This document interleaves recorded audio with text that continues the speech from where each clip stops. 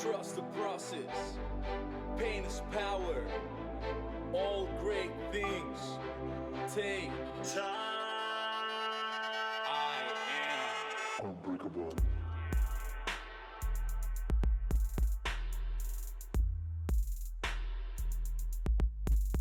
Unbreakable.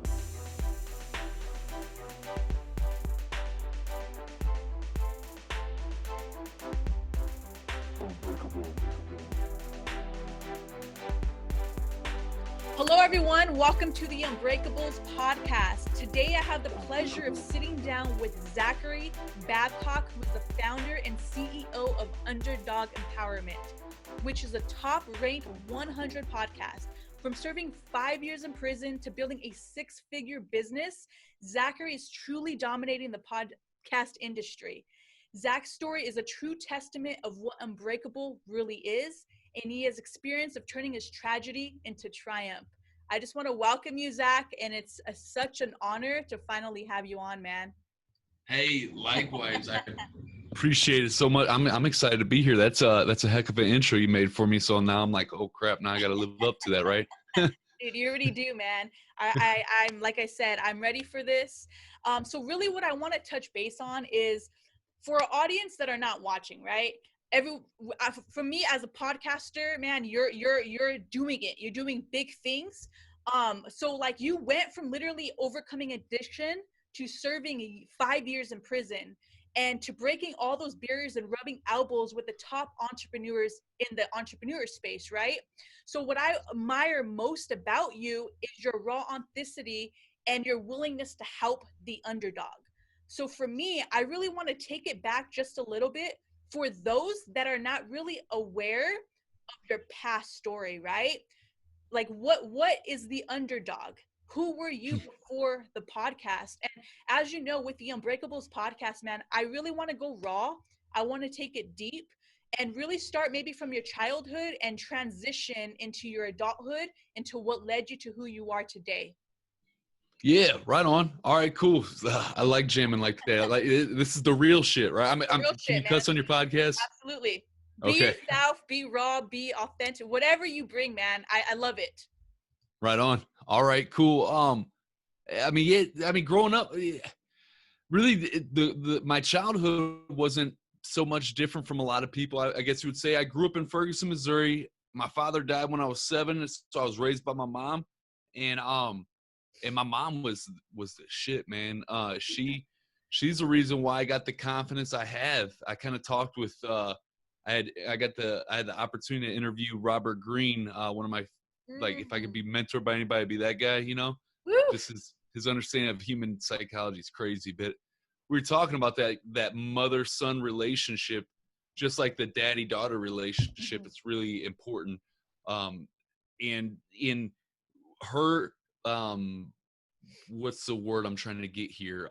Spoiling me, not materialistically, but with affection. Spoiling me that way and always building up my confidence, saying you're a rock star, you can do anything you put your mind to, you're so smart, and always encouraging me. Like that played a huge role. I got lucky by having a kick-ass mom like that, because that's huge. To have a parent like that that's building up that confidence that lives with you for the rest of your life, no matter what. But I also, wanted to fit in with the quote unquote cool kids. So I would do stupid shit that didn't resonate with my character and who I was as a person, because I wanted to be accepted by other people. And I literally took that a little bit too far, because everybody does that to an extent, right? Of course. We're social animals, we're going to do shit to try and fit in with the tribe. That's just how we're hardwired. But I guess I did a little bit too much.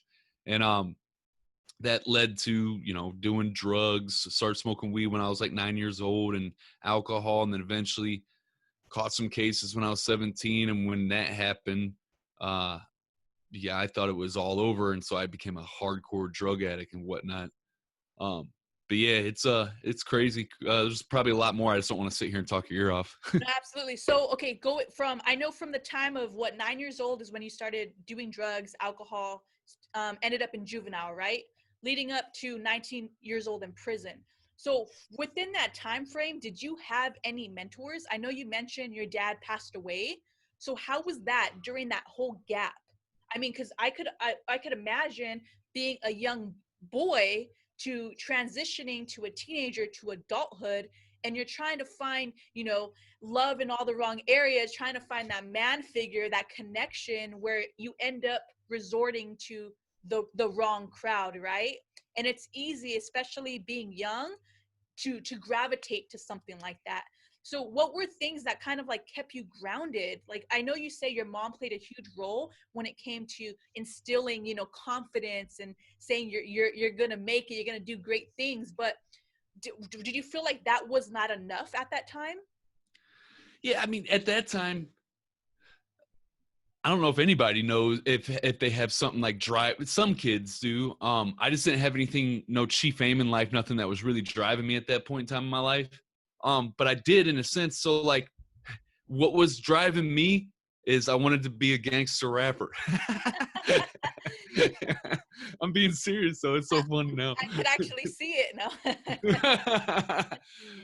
We used to be in we had a rap group and all that. And the funny story, I wasn't even the best rapper in my group, but I was the one that always made shit happen. Like, I was the one that got us together to create beats on Fruity Loops, because that's what we did back then, and got us together to get the money to book shows. And then I was the one that sold the tickets and the one that got us together to record. And so like, I always had like that business aspect. Like, I wasn't even the most talented rapper. I was just the one that made it happen. You know what I mean?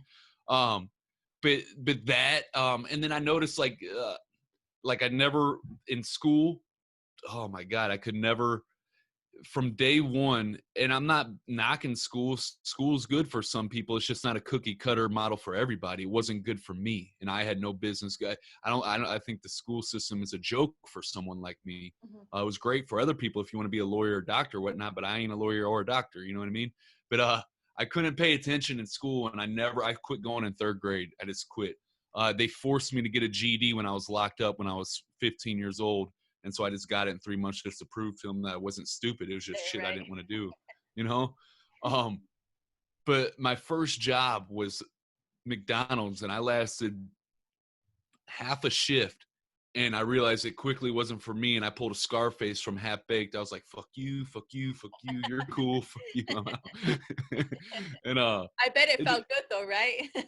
yeah, I didn't literally do that, but I felt like that. I was like, yeah, I told them afterwards, you know, I was feeling myself. But I found other jobs. So shortly after that, when I was 16, going door to door, selling roofing, thermal window siding, gutters, you know, shit like that, free consultations, selling stuff, working with people, figuring out what their problems are, what their solutions are, what they want, and helping them.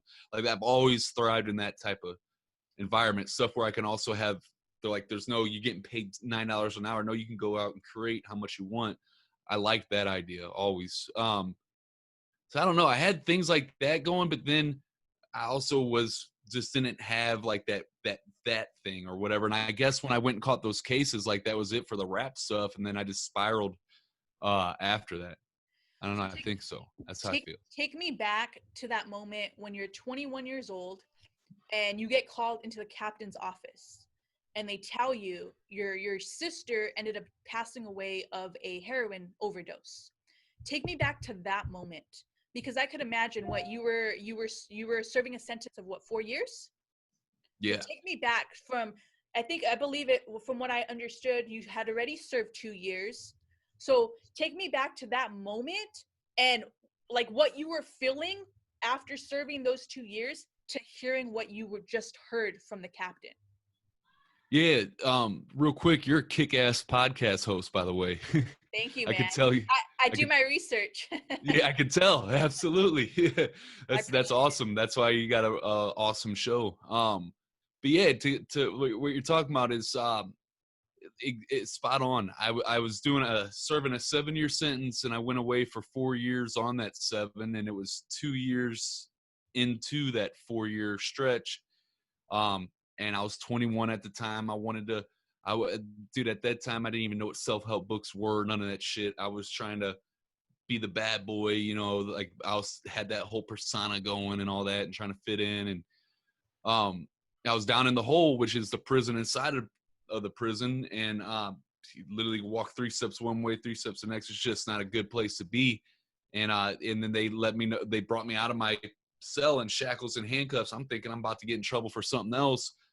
And then they tell me that my sister passed away from a heroin overdose. My mom found her dead on the floor with a needle in her arm. She had to break into the bathroom with a screwdriver.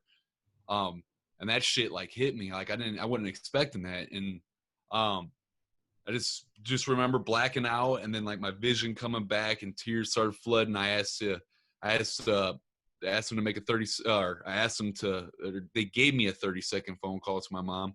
We're bawling our eyes out, just telling each other we love each other. And then the phone hangs up, and then I asked them to put me in the cell by myself.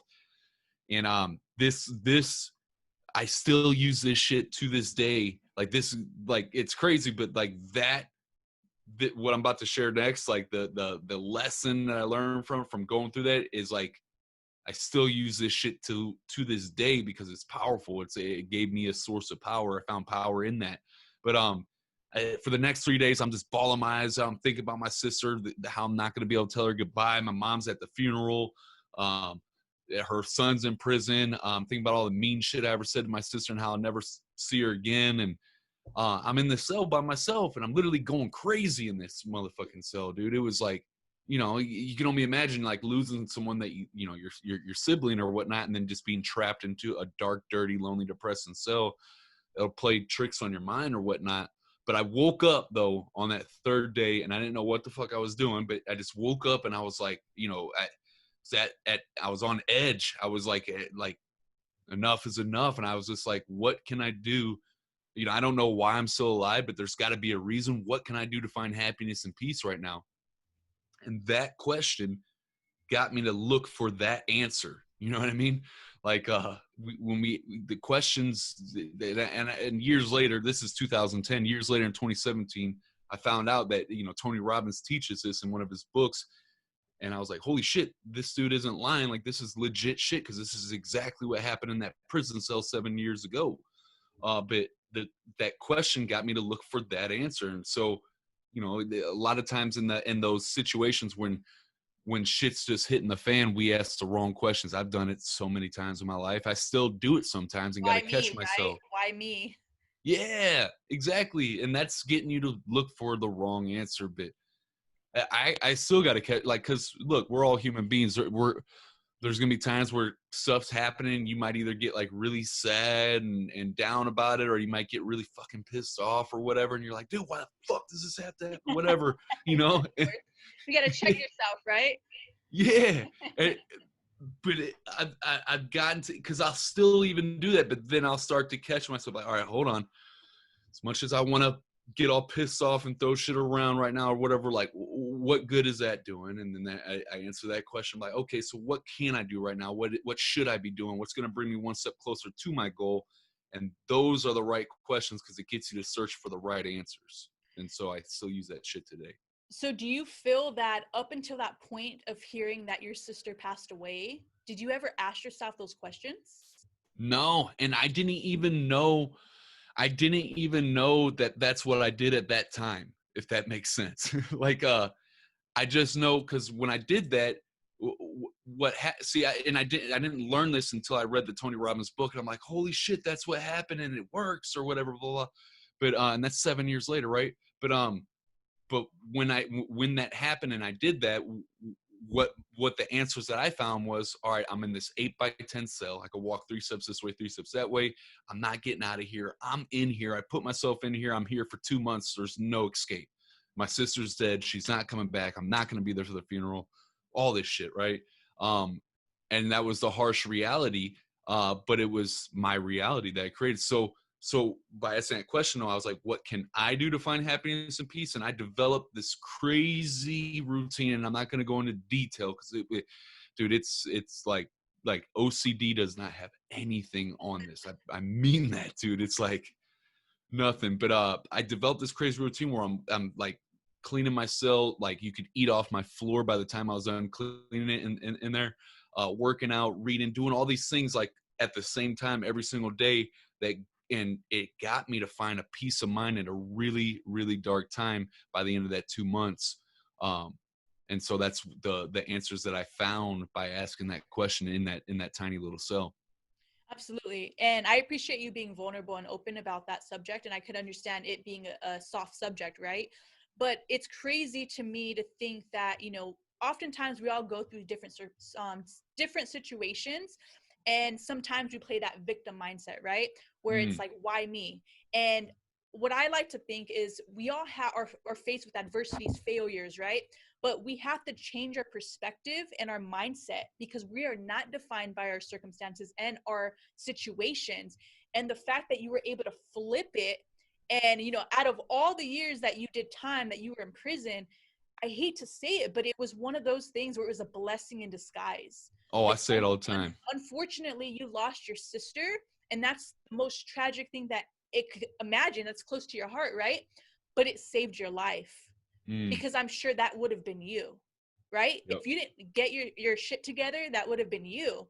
And that's what I really truly admire about you, because one, the statistics for you to end up in prison multiple times and to come out and to be on top is slim to none. And the reason why I say that is because, you know, a little backstory of me, like both of my parents in prison, drugs, back and forth. So it was always that thing where it was always expected, right? But I always had that faith, like, especially for my mom, like, she's going to come out. She's going to come out on top. I'm going to be her number one supporter, when everybody had no faith in her. So the fact that you were able to rise above those circumstances already speaks so many volumes. So I really, really admire that about you. And it's really the real deal. And that's one of the reasons why, like, I really wanted to get you on, because your story, even though I've never been in prison or jail, but I've experienced it my entire life, you know, through living through other people. So that really, like, resonates with me, man. That's what's up. Hey, I'm it's an honor to be here. And you couldn't be further from the truth, because even though, like, that specific moment was such a game changer for me, I still was 20, that was 21 at the time, and then got out 2 years later at 23, and I still hadn't changed fully yet.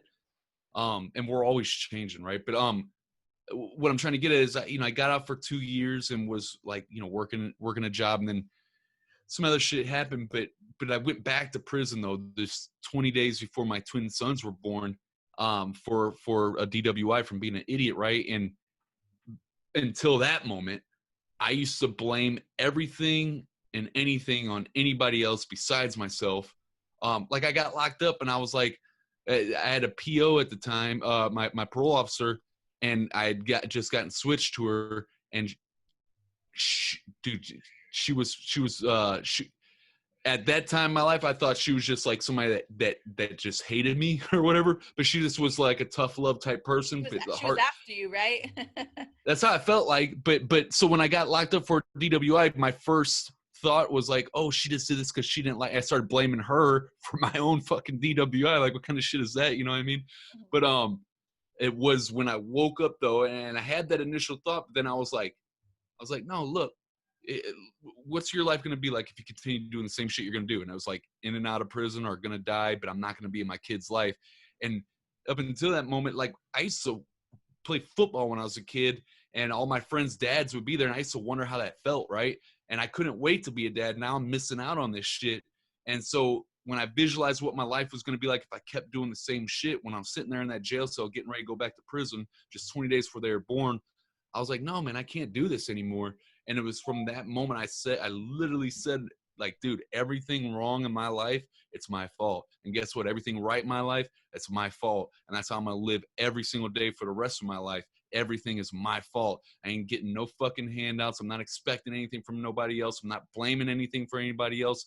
And when you can truly, like, even if something in your company goes down, like, say you got like a team member that's just like dropping the ball and fucking shit up for your clients or whatnot, and your clients coming back and complaining about it, you take responsibility because it's your fault, because you either hired them, and if you continue to let them work for you after you had that discussion and stuff and they're still fucking up, that's your fault. Everything is your fault. Every single thing is your, like, and some people can't admit that or can't get to that level, and that's the reason why they're stuck where they're at. And that's the reason why I'm at where I'm at now, from going from a crackhead, heroin junkie, 5 years in prison, to building a thriving 6-figure business, and who knows where that's going to go. If I tell you what's in my mind, you wouldn't believe me, but I wouldn't care. But like, that's the shit right there, is by taking that type of attitude and being able to take that, because guess what? I call it the Slim Shady principle. Whenever you can diss on your own self, you know what I mean? Yeah. What can anybody else do to you? You know, and then That's a perfect way to think about it, though. It's true. yeah, absolutely. No, that's awesome, man. So I feel that, back to that moment when you heard the news, I believe that it was an awakening for you, right? You weren't fully like, oh my gosh, I'm switching my life around, I'm changing, but that seed was planted. And of course it had to take another tragic aha moment, like the missing of your twins, right? For you to really wake up, shape up, and take extreme ownership. And like you said, oftentimes we fail to do that. It's easier to blame somebody else, but it's when you start become more aware and more intentional, then that's when life starts to happen, right? So what I want to touch on is, at what point, like I know you mentioned obviously what really woke you up was the missing of your birth twins. So what I want to understand is, at that moment, was that when you were able to establish your core values and to become more disciplined and more aware and intentional with everything that you did? It's a really good question. So I didn't even know what core values and all that shit was at that time, but that's when that happened. Yeah, that's when that spark, like, this is who I am, what I stand for, and this is how I'm gonna live my life. Like, and that grows and evolves as time goes on. You know what I mean? Because like, for me, when that happened, I was like, okay, I'm done. I'm done with this. I'm doing whatever the hell it takes to get back home, to be a responsible father and happy and successful. I didn't know what happy and successful even looked like at that time in my life, but that was it. It was the burn the boats mentality. Like, this is what we're doing. I don't care what it takes. And I've used that. Side note, this is, I'm gonna catch myself before I go down a rabbit hole here, but that burn the boats mentality, a lot of people say that stuff's stupid and you should, dude, that's what's put me in the game multiple times in part of my life. But it's got to truly be a burn the boats mentality. You can't be like, oh, I'm gonna act like it's a burn the boats mentality, but I'm still gonna have a backup plan. No, it's got to be like, this is it. There's nothing else. Like, I'm coming to die for this decision right here, or I'm gonna win. Like, I don't know, but that's what it was for me. And so I didn't even know when I was coming home at that point in time in my life. I didn't know how I was going to be happy and successful. I just got fired from my job. That after getting fired from my job for being a convicted felon, I spiraled down into that alcoholic state, and got locked up from doing that. So like, I was like, how the fuck am I even going to get a job? I didn't know how to do all this stuff. I just knew the reasons why I was going to do that. And more importantly, because the why is important, but everybody thinks like why are you doing it? Yeah, no, the who are you is even more important than the why. Understanding who you are. Yeah, like, who am I? Because that's different from moment to moment. Like, I'm not trying to get all like meta and like rah and on another level, but like, literally, who you are in this moment right now is going to be completely different from the next moment. It's what you think about in that very moment. And when you know that, when you're like, understand who you are to the core, then the why and all that stuff comes. And so, yeah, I'm starting to go on a ramble here, but that's what the game changer was for me. I love it. So would you say at that moment, that is what led you into entrepreneurship? Because I mean, obviously you came out of prison, obviously as a felon, there's not that many options, right? You can't just get a job. It's hard. Trust me. I know, like, I have parents that are felons, so I understand that concept. But so take me back to that moment of you saying, you know what, like, feeling stuck, feeling lost, like, I can't do it. There's no other option. And you're literally, taking action upon desperation, right? Because at the end of the day, you have to eat, you have a family, you have newborns. So take me back to that moment and how you thought about starting a podcast. Like, how did that come about?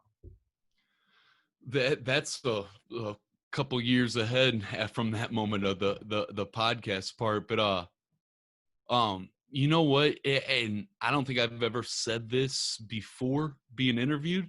But the way you asked it just brought about this answer. But I I honestly think I just got fucking lucky by the way I was raised, because in that moment, a lot of people would be like, oh no, it's freaking out. But like, as soon as I made that decision, I wasn't panicking or worrying or nothing. It was like, I had confidence that I was going to get back home and be a responsible father and all that shit. Like, it was just there. It was like, okay, that's what we're doing, and I don't know how other way to explain it, but I think it really has more so to do with like my mom loving up on me when I was a kid, and I got lucky in that aspect. And I'm not, I'm not. Some people say, "Oh, luck doesn't exist." No, luck does exist. Luck is very real, but also you can't bet on luck. You got to do the fucking work, and if you just keep showing up, then the luck will also happen. So, in that aspect, it was all luck. It was all the character that was built up by having someone who cared about me growing up, and I was very fortunate to have that, because a lot of people don't have that. And I really truly believe that's the honest to God opinion in that moment, because I didn't know.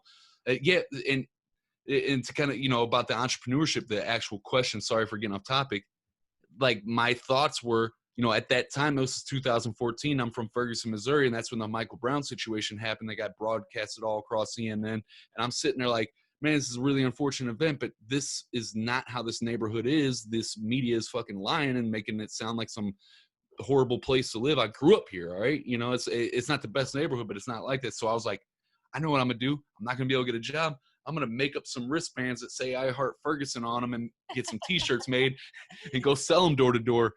And that was my business plan, and it never panned out, but that was the game plan at the time. But I think I've always been an entrepreneur at heart, because it's shown throughout my whole entire life. Even in great, like with the rapping and stuff, I had the business mindset. Couldn't work at McDonald's, just never was my thing. Couldn't go to school or be told what to do. Always had to do things my way and create. Like, and even more than that, I don't even think I like the entrepreneur. I'm definitely an entrepreneur, but I think I'm even more of an artist than anything else. You're like creator. creating. Yeah, Yeah. absolutely. And I feel like even podcasting and any art, like it's an art, right? It's a creator. Yeah. It's an artist, and I love that. So what I really want to touch base on is, success and fulfillment. I feel that oftentimes, people getting into the entrepreneur space, especially, that we all everyone has their own definition to what success really means to them, right? And oftentimes we always find ourselves chasing success, trying to build the business, trying to make money, trying to build the name, right? And then we lose sight of our core values. We lose sight of, our health, our mental or physical well-being, spending time with our loved ones. So what made you shift your mindset? Because I know as you mentioned earlier, that once you got out, you knew I had to make money. I had to figure it out, right? Because you had mouths to feed. But what made you what made you stay grounded at that moment without getting lost into that like whole entrepreneur, I'm just like boom, boom, boom, not living in the process and living in that moment? You know what? I did get lost. I did. Even after I got out, I got lost in that. And that's the reason why you see me right now with this ridiculously long beard right now. And for those of you that are just listening on the pod, like my beard comes down to my nipples. Like, it's huge, right? It's been growing for almost 2 years. I came home from prison a beast as far as physically fit, 6-pack, could do 20 pull-ups at a time, sets of fucking 10, like was in good like condition. And then I got into entrepreneurship. I started off in network marketing, did that for 2 years until I quit doing that and just wasn't for me, and moved into what I'm doing now. As soon as I got into network marketing though, I was like, I started prioritizing business above my health and family and relationships. And that's backwards, man. It's got to be health first. For me, it's got to be health first, because I can't help anybody, my relationships or my business, without my health. Then my relationships, because that's more important to me than business. And then business can always, you could drop the ball and that could bounce back up. You know what I'm saying? But I was thinking like I had to put business first to have time to do what I wanted and with my family and to enjoy the money and all that stuff. And And so I got out of shape and I got fat. I got like just not where I wanted to be physically and also mentally. My habits were all fucked up. And so I'm putting that piece of me back together now. Now I got rules that I live by. Like I will overwork because I love doing what I do, right? I mean, there's been nights where I get up at like 7 a.m. and be up till 3 and 4 a.m. at night and repeat that over long periods of time, getting hardly any sleep at all and working all the time and not even spending no time with my family and eating like shit, but getting places in my business or whatnot. And I can't do that. And that's not sustainable and stuff. So I set boundaries now where I'm 10 in the morning to 4 p.m. Boom. That's when we could jam on the business. I don't give a fuck what kind of fires need to be put out, which clients hit me up, which team member, blah, blah, blah. Nope. 10 to 4 is work time. Cut it off after that. And when you have those boundaries and actually live by them, even when shit's going good and when it's going bad, then you can move from a place of power. Oof, I love that. And that is definitely something that I could relate as well, where, you know, like I recently just got furloughed from corporate. I've been working corporate for 9+ years. So with that is actually a blessing in disguise, because I started my podcast 7 months ago and I'm extremely passionate about it, but now I'm so dedicated into doing this, because you know what I mean? But I find myself putting in so many more hours than I would have before. And there's times, I mean, I wake up every single morning at 5:30. I train, obviously self-development, my body, health, everything, and then podcasting. But then when you put in the work, which I understand you do that, there's days I'm not going to sleep till 3, 4, the latest 8 in the morning, and I gotta do it again. So I get that. And I realize that, you know, you have to set boundaries for yourself and obviously be intentional and be present, right? Especially with the ones that we love. And that's something that I'm still learning. So I'm glad that you brought that up, because I'm sure everybody goes through it. Oh, no doubt. I love that you said that. And real quick on that too, just in case there's anybody tuning in that's thinking about switching over from a corporate job or just a regular job to becoming a business owner. You said a really important thing there. Like a lot of people do that because they think like, oh, time freedom and stuff. And no, well, it's not time freedom. And you're going to actually sacrifice more of your time in the beginning to get it off the ground. You'll go from working 40 hours a week to 80 really quick. If it's something, if it's something you love, and you know what, that's just some of the trade-off. It depends on how much do you want your dreams to come true. There's going to be some type of sacrifice for it. There's no magical wand. There's no keys, quick steps to success. Like you got to develop real skills and character, and that takes time. And no one's going to hand it to you. You got to put in the work. You got to be consistent, right? And you got to show up and put in the work. And I love that you touch on that. And it's true. It's one of those things, like you have to ask yourself, how bad do you want it? And it's one of those things when you're passionate about something, it doesn't even feel like work. Like I'm sure all the hours that you put in, it doesn't even feel like you're working. Because you love I love doing I love every second of it, but yeah, exactly. You gotta like shut yourself up. All right, I gotta go. I gotta turn this off right now. I gotta rewind. I gotta recalibrate my mind, right? So I love that. I love that. So for our listeners that are watching or listening, for those that may feel, you know, unfulfilled or feel like they're chasing the wrong thing in success, what tools and strategies did you take within your journey that you applied when it comes to living a more fulfilled life? What has helped you along your way? It comes down for me. What helped me is back to the questions. Like I will ask myself, is this how I want to live my life? Is this what I want my life to, how am I going to feel, you know, if I continue doing what I'm doing right now and not spend a lot of time with my kids when they need it the most? How am I going to feel about that when they're growing up and they're not even living in the house anymore and they got their own kids and stuff, and I don't get to be in their lives every single day like I was before? Like those critical questions, ask those tough questions. And then if you like the answer to it, if it's a yes, and absolute 100%, don't even have to think about it, yes, I love it, then keep doing what you're doing. But if it's a no, or if there's any type of uncertainty at all, or any type of regret whatsoever, then something needs to change. And so do that, and then visualize yourself at the end of your days when you're about to die, all right, on your deathbed, and just visualize how you're going to feel looking back on your life on what you did. For me, that means I don't care if, as long as I knew exactly what I wanted out of life and I did everything to make that true, even if I don't succeed and achieve it, I'm okay. I'll be at peace and happy as a motherfucker as long as I knew I did everything I could to make it happen. And I was clear on that.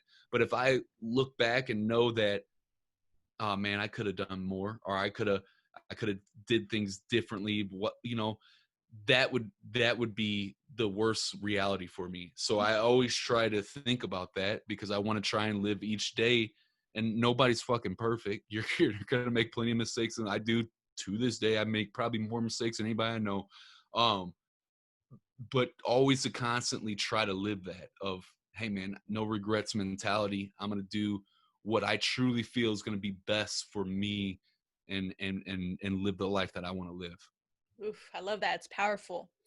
So we got to get into it, right? I mean, we are obviously podcast hosts, so we got to get into it. Okay, so you obviously got into entrepreneurship. You said, I'm going to start a podcast. So Underdog Empowerment. Let's talk about it. Yeah. It's funny. I started the podcast when it was in 2018. And this whole entire time, I've been out for 3.5 years now at this time. And anytime I tried to collaborate with anybody, any entrepreneur, nobody took me seriously. I was literally the ex-convict turned entrepreneur afterthought that nobody gave the time of day to. And I was pissed. Like, I ain't gonna lie. I was like, dude, what the fuck? You're like, okay. And that's where that whole underdog, like, okay, they say I'm not gonna make it. It's just a matter of time before I go back to prison. You don't think that I got it in me, blah, blah. I was pissed. It's because those snap judgments. And I'm like, man, I'm not gonna stay here. And I had been putting off doing a podcast for over a year. I was doing YouTube because it's easier to do a YouTube channel. You just record the video and upload it. Podcast is just a slight few extra steps. And so I was putting off. Plus, I liked video more. I still like video more than just audio. But then I heard, and this was this is funny because I was learning marketing at the time. I didn't know anything about it. Still have so much to learn, but didn't know anything about marketing at the time. And I heard this story, and long story short, I don't jam with the whole ClickFunnels hacker community. The software is a good software, but I don't like that community because a lot of them are douchebags and slime balls, and they're promising shit that they can't deliver on. But at that time, I was in that community, and this is before I had started like, no, this isn't me. But I was going through this funnel hacks masterclass, and Russell Brunson was telling a story of how his student, he said literally like his student was trying to collaborate with people, and nobody was taking him seriously. He could never get anything off the ground. Then he launched his show, and then he started getting in there with all these like celebrity type people. And that just hit me because that's exactly how I was going through at the time. I'm like, man, that's exactly what fuck it, whatever. Let's start this podcast. Let's give it a go. And then I launched the podcast, and it was for selfish reasons first and foremost, because you can't fill up a cup from an empty cup. It was to get myself to that next level, and also to empower other underdog entrepreneurs at the same time. Launched it, got ranked on day 3 on Apple. Next week, we had Billie Jean's marketing on the show. And it's just been a crazy spiral of upwards momentum ever since. And it was just crazy because one week, nobody wanted anything to do with me. Next week, I'm interviewing celebrities. It just blew my mind. So what do you think changed? Because I could imagine, people, there's a misconception, right? Like, no, I don't want to associate myself with this individual. So from the time that you started your podcast, from the time you launched, what was your strategy when it came to reaching out to guests versus your strategy now? And now, as you mentioned, from the time you launched, 3 days later, top 100, like what changed within those couple days to that time frame? Yeah, there's a lot really, but I had learned from my prior branding was Win with Zach. That was my brand, and it was so cheesy, and and nobody can get behind that, because think about it, Win with Zach, that's about me. Yeah. And you can't get a movement around behind me. And it was like, I didn't know anything about marketing at the time. So learning and getting some bumps and bruises and learning some shit in marketing, I was like, I got to create something, a movement that speaks to a specific type of person that people can get behind and feel. And I was like, who am I? I started like, I was like, before I used to try to create these imaginary customer avatars and be the ideal to serve them, and it would blow up because it didn't align with who I truly was. And so if you're going to do personal branding, you can't make up some fake ass imaginary customer avatar and try to be the ideal if it doesn't align with who you really are. It's got to be resonate. Yeah, it's got to be who you were yesterday or who you were just starting off or anywhere in between. And so I was like, who am I? All right, I'm an ex-convict. No, who are you? Like, let's go deeper. And just kept going deeper. I'm like, I'm an entrepreneur. I'm an underdog. I'm an underdog entrepreneur. I'm an alpha. I want to win. I'm going to do whatever it takes to win, blah, blah, and all these things to start getting them on paper, right? And so I clearly knew who I was and who I was speaking to, because that's who I'm attracted to, people who are just like me, because they want to hear my thoughts, views, and perspectives on things. And so I was like, okay. And then I started studying the psychology of colors. What does red stand for? Oh, aggression, like I'm power. I'm going to make it happen. Okay, that fits underdog mentality. What does black stand for? The dark side, kind of that sleek, like all that, so because we all got a dark side to us, right? And you can't act like you don't. And then white, the peace, tranquility and stuff, and so I was like, okay. And so we're going to jam and just put it out there. And immediately, that's the most important piece. It's not the sexiest piece, but I call it the 4 W's: to who, what, where, why. Who is your podcast for? What is it about? Why should they listen to you? Where are you taking them? And that's the most important thing to do in business and your podcasts and anything that you do if you're marketing, is to have your marketing message dialed in. And I got that right. And then getting it ranked on Apple. I found a way to get people to write me reviews on Apple, a bunch of them, and that boosted me up in the rankings, and I was able to leverage that and use that as leverage to hit up Billie Jean and be like, dude, I got a top-rated podcast. Once you come on, you're a perfect fit for my show. Boom, boom, boom. Made it happen.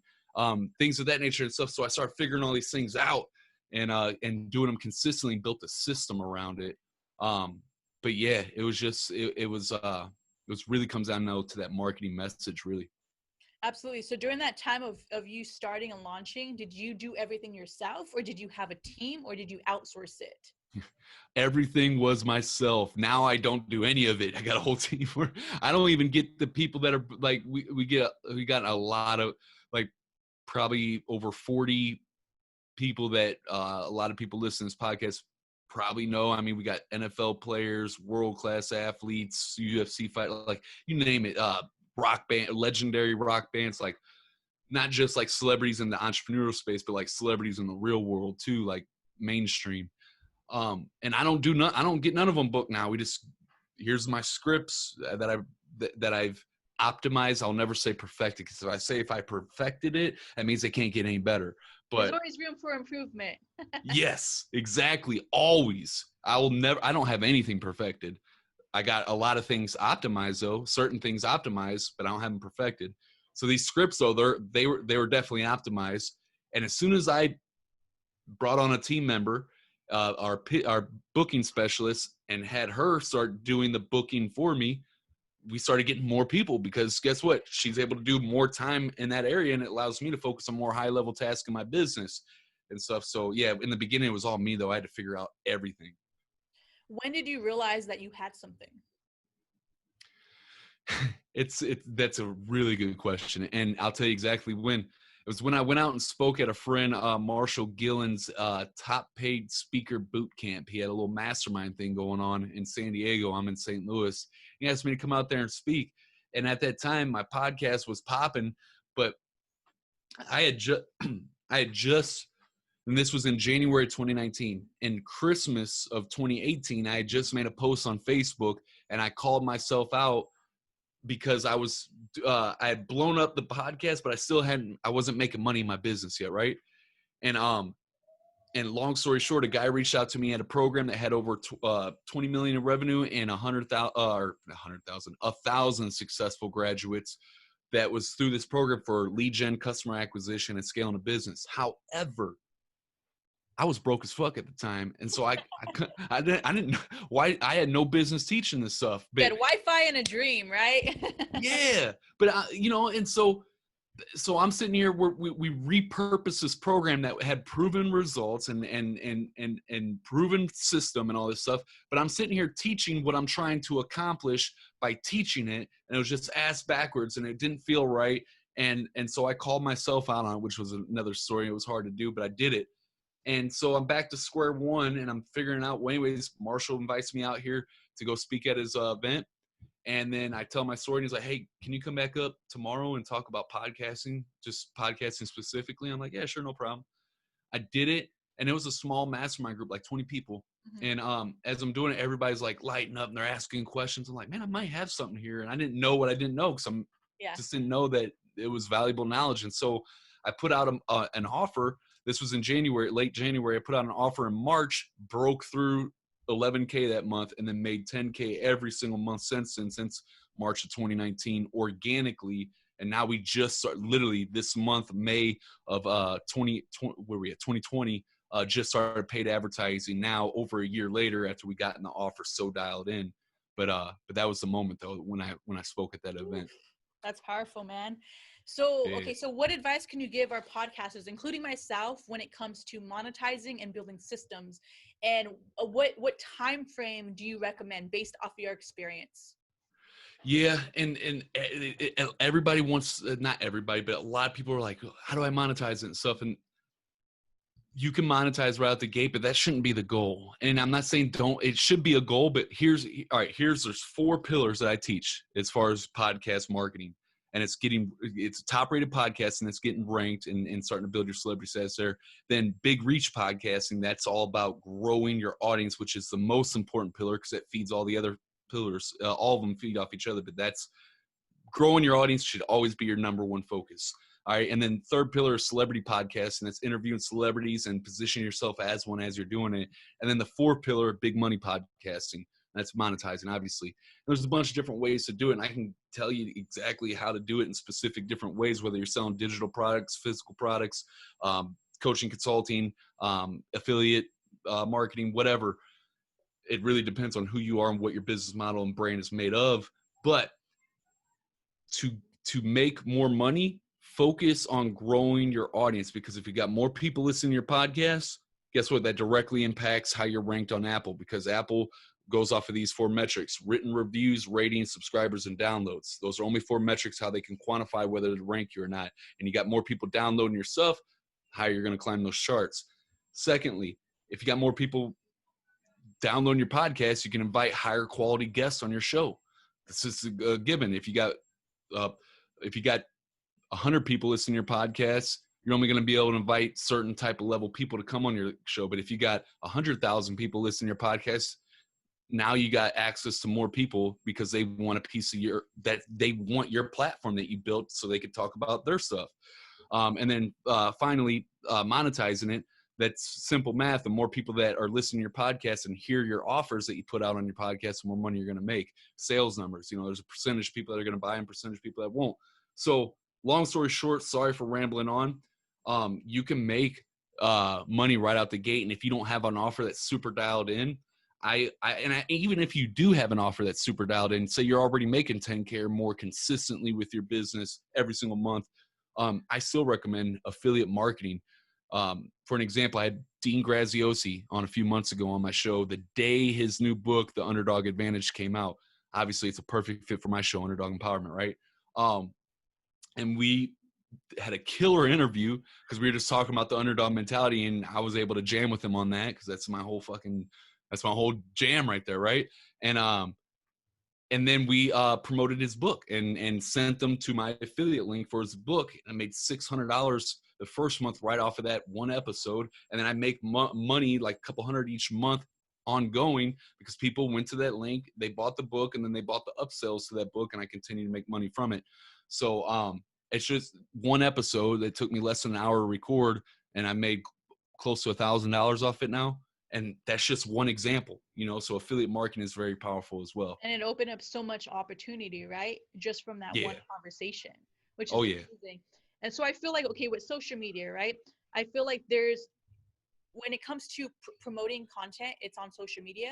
And we have YouTube, you're able to repurpose the pillar content, and then you have your podcast streaming platforms. out of your experience, what would you say is the best, most, I guess you can say, valuable platform that one should focus on? YouTube, or maybe Apple Podcast, or maybe social media? What would you advise? Social media is, in my opinion, the last thing you should focus on as far as marketing your podcast. And the reason why, because I spent a year, that was my number one growth strategy, was sharing it on social media and asking the guests to share.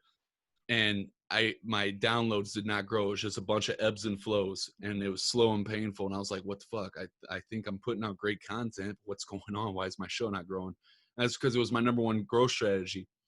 And then when I started getting more focused on audience hacking, like I'm speaking specifically organic strategies right now, going on other podcasts that has the same audience that would be a good fit for my show, like guest podcasting.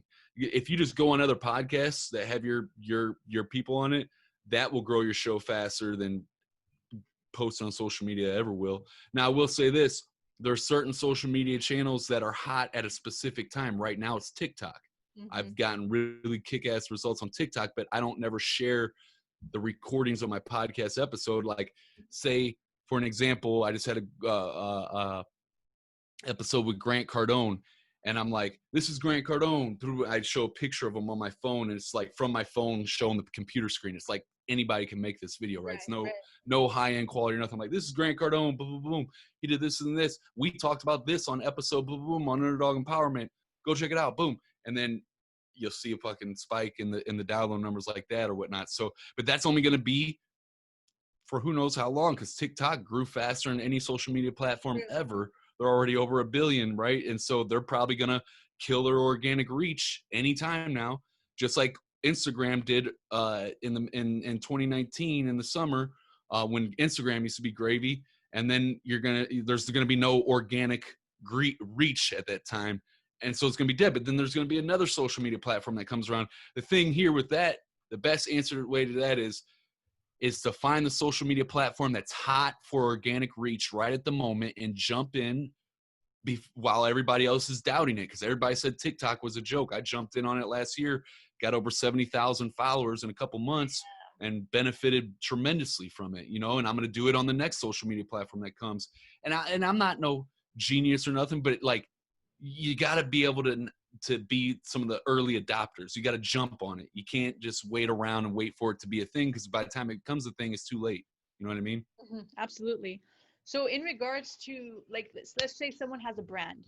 What are some of your marketing tips or strategies that you've used along your way that you can advise when it comes to building an online presence, especially now in times of COVID-19, right? You got to get on the train of social media. You got to get on to the online digital space. So what are some tools, strategies that you use, or maybe tactics?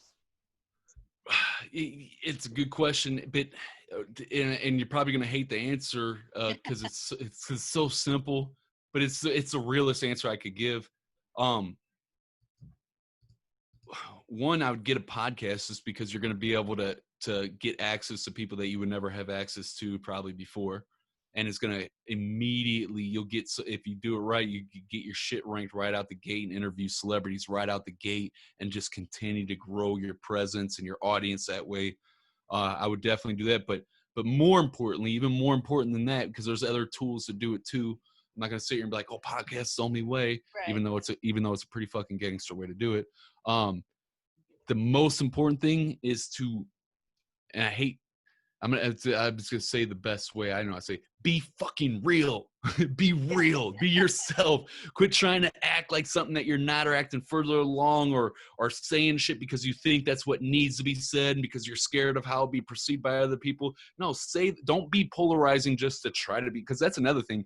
You see people that try to be polarizing, like they're saying shit because they're trying to be polarizing. I'm like, you're a fucking douchebag, bro. Why even do that? Like, no. The whole thing about being polarizing is saying what you truly believe, shit that you won't stand for and that you will stand for, and just speaking your truths. And that's being polarizing. But you got people that are saying like, oh, I'm going to say this because I'm going to try and piss people off. You're a douchebag. But be yourself. And by being yourself and opening up and being truly, I hate using the word vulnerable because so many fucking fake entrepreneurs use that as a buzzword or whatever, but truly like being able to use that Slim Shady principle and bag on yourself and be open about it. Can't nobody fuck with you when you talk about your own flaws or whatever. Can't, because you just open it up, and then it opens you up to learn and grow from it. And so by being you and just speaking to who you were yesterday or who you were when you first started out or anywhere in between, you can't lose with branding. There's really like, I literally have no like secret hack other than that as far as building a culture around your brand. It's just being your fucking self and speaking your mind. Oof, I love that, man. Thank you for that. Okay, Zach, two more questions. So if you could have dinner with anyone in the world, whether it's a mentor, idol, someone that you admire, and you're only allowed to ask them one question and one question only, what would it be and why? It would be Robert Greene. I got to interview him on my podcast, but I would still go back with Robert Greene just because the dude's understanding of human psychology, of human behavior is mind-boggling to me. I literally don't know anybody that has a deeper understanding than him. Pretty sure there are people, but I don't know of them. And it would be Robert Greene, and I'd ask him, how do you study human psychology? How do you get that understanding? What are your habits on learning this? And I would write down what he says, and then I would start to go and do that. Right? And then I would go in that knowing that I'm going to suck at this at first. There's no way I'm going to be on his level because this dude's world class, but he's world class because he's been doing this his entire life. So I'm going to suck at this at first, but I'm just going to do what he does and just keep on doing it until I get really, really, really good at it. So out of all the entrepreneurs, world-class leaders that you've interviewed, what is the best piece of advice that you've taken, your key takeaway, and what would you tell your 19-year-old self? I know what I would tell my 19-year-old self.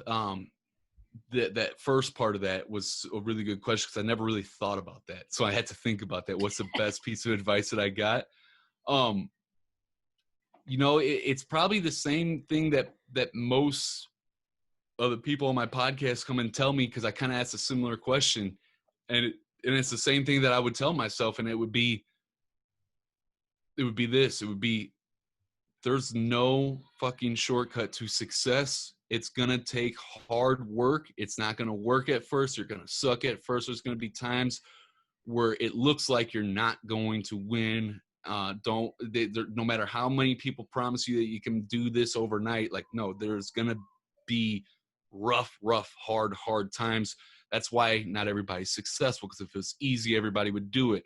It takes developing true character and skills, valuable skills that the marketplace wants and needs. You got to focus on character and skills, and that's going to take time to do that. There's no shortcut, but the way to streamline that process, to do it the fastest, is to find somebody that already has what you want and become a student of them. Whether I have to pay them money, barter services, introduce them to someone in my network that would be a power play for them, go and work for them for free, whatever the fuck I got to do to soak up direct knowledge, not a fucking course, but actually get to talk with them and get direct feedback, do that, because that's going to be the fastest way to get there. Gold. That is gold. So who are maybe your top 3 people that you're currently learning from right now? That's another good question. So right now, I've gotten into this routine where, in Robert Greene's answer, I'm going back and rereading his 48 Laws of Power right now. But right now, so like I've gotten into this new thing that I'm loving, because before I was just all over the place. But like, we get into these 2 different phases: exploration and then optimization. I used to do too much exploring and not enough optimizing, because I'm a creative, right? And I love doing new stuff, but I love building stuff too. And so now we're like, currently with what we're at, we're optimizing, because we built a lot and we got to optimize, build the system around it, and optimize what we got going. And then we're going to be back into growth and creative stage. But right now, the people I'm only reading one book currently, and that's Robert Greene, and that's who I'm like. Yeah. And like how my study habits are, like, I'm reading that, and then I underline stuff, and then I also take notes on it, and I also listen to it on my audiobook. And so like I'm learning it from a bunch of different Yeah. ways, and then I go do it, and then after I do it, then I go and Implement it. teach it. Mhm. Yeah. And 'Cause then you gotta teaching be it's when it really sets in. exactly. You gotta take it in. You gotta learn. You gotta be a student to the point where you dissect it and then you teach it, right? Because you got to be able to Yeah. articulate it. So I think that's gold. Final question, Zach. Are you ready for this? I'm ready. If life were perfect and if all your expenses were paid for and you can do anything for free, what would it be and why? That's I love these questions. I love questions because it make you think about those answers. So if life was perfect, I could just do anything, what would it be and why? And I love these questions because you're really good at asking good questions. Thank you. It gets you to think on a deep level about it. But it would be to my lifelong legacy goal of doing a recidivism rate, getting it lower than 9% or lower nationwide in the U.S. So prison recidivism rate. And I'm not taking away any responsibility from the person that goes to prison because that's their own damn fault for going to prison. You did some stupid shit to put yourself in that position, right? But the system that we're in, like, it's a broken system. It's a joke. It like it's designed to keep you dependent on the system. It's designed to give you a fish, not teach you a fish. Food stamps, welfare, assisted living, that's not giving you any, that's not teaching you anything. It's like, hey, no, you need us, be dependent. And that's not, so I want to offer resources that aren't currently offered to people coming out of prison, that aren't even offered in a lot of our school systems, if you want to be real, where you're teaching them practical life skills, like how to figure out what it is that you really want to do in life. What's your purpose? How to achieve goals, set and achieve goals, how to communication skills, all this stuff, right? That's really going to carry on and do more good than some of these stupid ass classes that they have you go to that you can't even relate with the person that's teaching. It's a complete utter waste of the taxpayer dollar anyways. Offer these types of programs, and then we get them matched up with whatever their strengths are with other partners that we know, other entrepreneurs. Like, say this person's like really into health and fitness, and then we get them matched up with one of our partners that has a gym and they can go be a personal trainer there or something. That's just a hypothetical situation. I love that.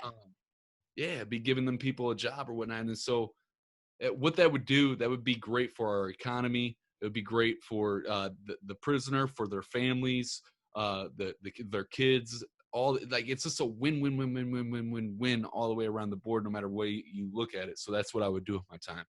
Ooh, I love that, and it's extremely powerful. And I feel like you're creating a opportunity for so many people, because I know how, going to prison, obviously you can't, not especially not today, you can't go get a corporate job, especially if they do a background check, Yeah. But it's also proven that you don't need a degree to make something out of your life or to be successful or to make over six figures. So I think that you're bridging the gap, and I think that's amazing, and you're going to impact so many lives. So I can't wait to hear more about it, man. Appreciate that, Jay. No problem. Yeah, I really, really appreciate this. I'm, like I said, I'm really extremely humble.